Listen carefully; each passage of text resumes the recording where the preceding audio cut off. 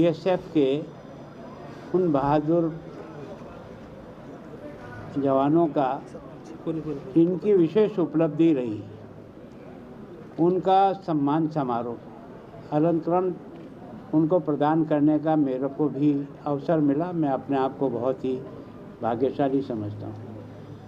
विशेष करके यहाँ के अधिकारी संतोष जी ने मुझे भी यहाँ आमंत्रित किया और मैं जानता हूँ कि जब से बीएसएफ का गठन हुआ है 65 में, पाकिस्तान के साथ 65 का जो अप्रैल में युद्ध हुआ था,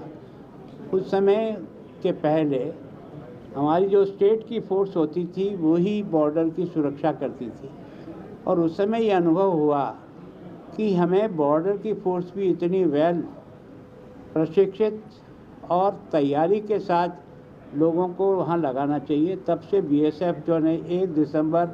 1965 से स्थापना हुई, तब से लेकर आज की तारीख में दुनिया का सबसे बड़ा अगर कोई बॉर्डर सिक्योरिटी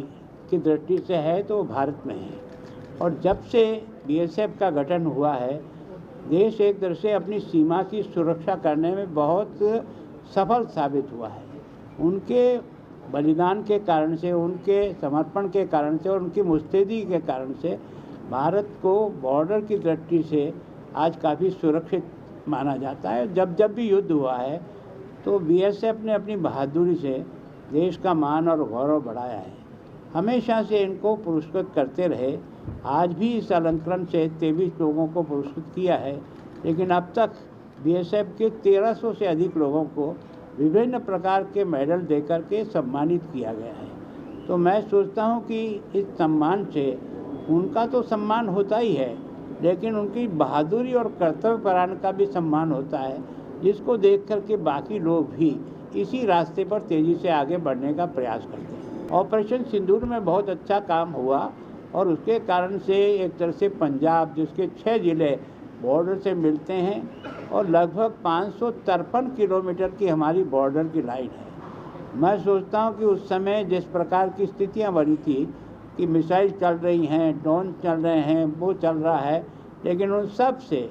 और आमने सामने हैं। बाकी बॉर्डर पे कुछ दूरी भी हो सकती है, हमारी सीमा तो बिल्कुल एक दूसरे के सामने, हम इधर खड़े वो उधर खड़ा है।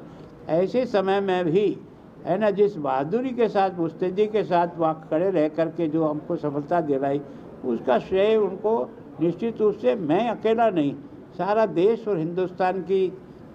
संपूर्ण जनता जो है उनका बहुत ही मान सम्मान और उनकी बहादुरी का हमेशा तारीफ करती है।